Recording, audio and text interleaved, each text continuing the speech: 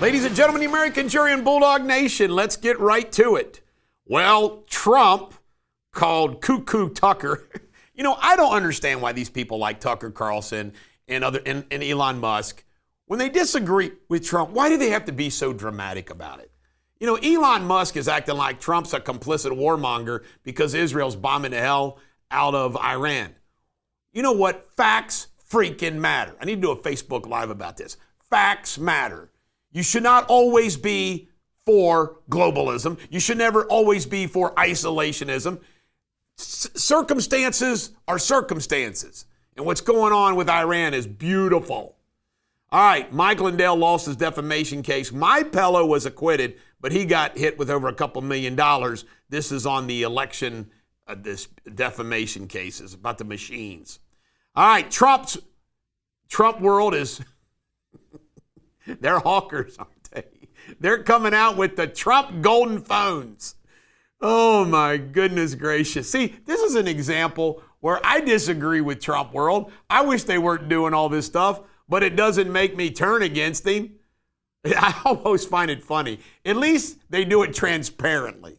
All right, Democrats are losing Christian voters no matter what the sect of Christian voters. You know why? Because they're anti-Christian, that's why. Vance Boulder, well, he's whining in court that he needs a public defender, yada, yada, yada. You know what? Maybe he should have thought of that before he went and murdered some folks. And again, this cracks me up. I've seen enough Daylines to know, why do people hang around where they committed the murder instead of getting the hell out of Dodge? Sean Duffy says any of these big cities where they have destroyed entities, road structures, they're not going to get any federal dollars for infrastructure. Amen, Sean Duffy. Columbia faculty lost their case against Trump. Ha ha. Coast Guard officer Pete Stinson, pictured here, threatened to kill Trump. Well, what a dumbass. He's actually an expert sharpshooter. Jeez, old Pete. He'll be going to jail. And what else do we have? Oakland has descended into like Mad Max world. Another California city. Oh, and by the way, Karen Bass is now wanting the federal government to pay for all the losses from all the riots. 88 children were removed from this place, this ranch camp, where they did Bible study for apparently some human trafficking.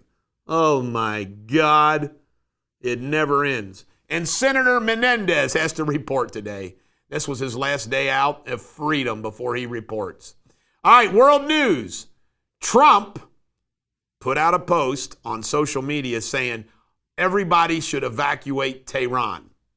My guess is that means there's some boom coming. Or he's just saying that to mess with them mentally, psychologically. G7, it used to be the G8 until Russia got kicked out. G7, Trump left early. I'm gonna say something. And you might want to make this a real. For the first time in Trump's presidency, I thought Trump looked like he might be sick.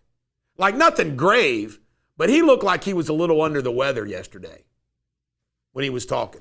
I think maybe he went home because he was sick. U.S. Embassy damaged. What did Trump say?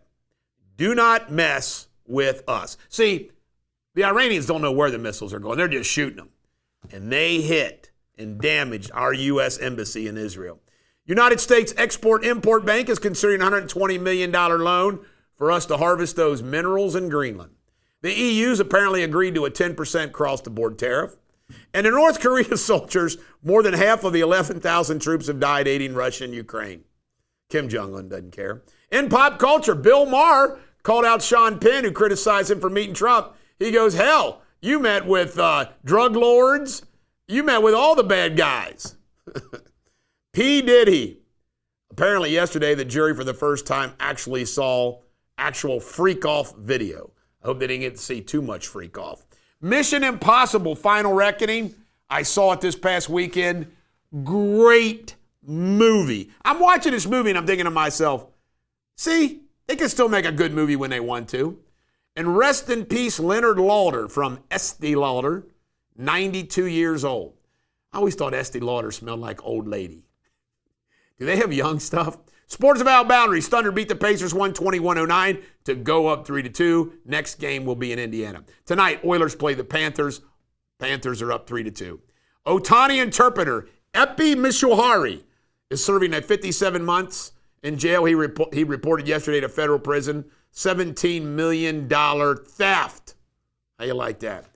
And in history, the Statue of Liberty arrived on this day in history in 1885 from France. It took Pulitzer from the New York Post to get that sucker put together.